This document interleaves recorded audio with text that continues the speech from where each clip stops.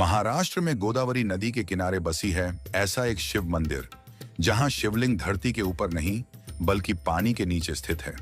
ये अकेला ऐसा मंदिर है जहां की होने वाली ऐसी एक पूजा से उन आत्माओं को शांति मिलती है जिनकी मृत्यु अचानक किसी दुर्घटना से हुई हो। और इस शिव मंदिर का नाम है त्र्यंबकेश्वर महादेव मंदिर। चलिए इस वीडियो में जानते हैं कि इस मंदिर की स्थापना कैसे हुई थी। सदियों पहले ब्रह्मगिरी पर्वत के बीच एक आश्रम बसा हुआ था जहां पर कई ऋषि वास करते थे। वहां पर एक ऐसा समय आया जब भयंकर अकाल पड़ गया जिसके कारण हर एक जीव पानी की एक एक बूंद के लिए तरस गए। इस चीज का समाधान ढूंढने हेतु ऋषि गौतम जल के देवता वरुण देव को प्रसन्न करने के लिए तपस्या करने लगे। उनकी तपस्या से प्रसन्न होकर वरुण देव ने उन्हें एक ऐसा पानी का कुंड भेंट किया जिसका पानी कभी भी समाप्त नहीं होता था। इसके पश्चात ऋषि गौतम उस कुंड के पानी का इस्तेमाल सभी जीवों की सहायता करने के लिए उपयोग करने लगे, जिससे उनके इस कुंड और उनकी प्रसिद्धि बढ़ने लगी। इस बात से उस आश्रम में वास कर रहे अन्य ऋषियों को जलन महसूस होने लगी और उन्होंने ऋषि गौतम को नीचा दिखाने का निर्णय कर लिया और वे सभी भगवान गणेश की तपस्या करने लगे और भगवान गणेश उनके सामने प्रकट हुए। इसके पश्चात उन ऋषियों ने गणेश जी से ऋषि गौतम को नीचा दिखाने की इच्छा जताई। तब गणेश जी ने उन्हें समझाने की कोशिश की कि यह गलत है और इसमें ऋषि गौतम की कोई दोष नहीं है, वो तो सिर्फ सबका भला करने का सोचते हैं।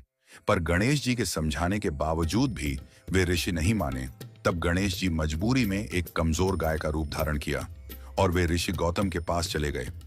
और जब ऋषि गौतम ने उस गाय को इस हालत में देखा तब उन्होंने उसे खाने के लिए चारा दिया, लेकिन जैसे ही उस गाय ने चारा खाया उसकी मृत्यु हो गई।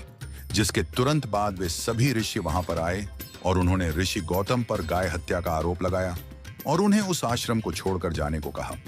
इसके पश्चात इस गौ हत्या के पाप से मुक्ति प्राप्त करने के लिए ऋषि गौतम भगवान शिव की तपस्या करने लगे। कई वर्षों की तपस्या के बाद शिव जी उनकी इस तपस्या से प्रसन्न होकर ऋषि गौतम के समक्ष प्रकट हुए।